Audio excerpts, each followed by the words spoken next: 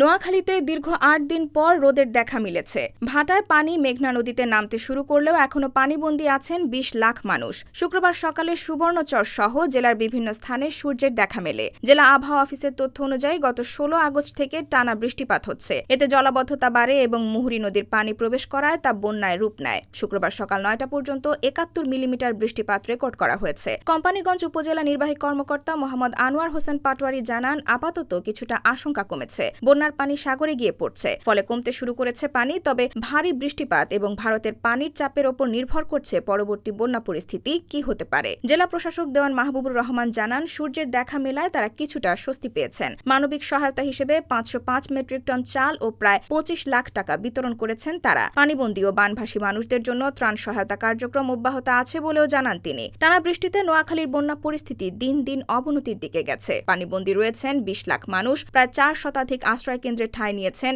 ৪০,০০০-এরও বেশি মানুষ। IBTV USA, new York.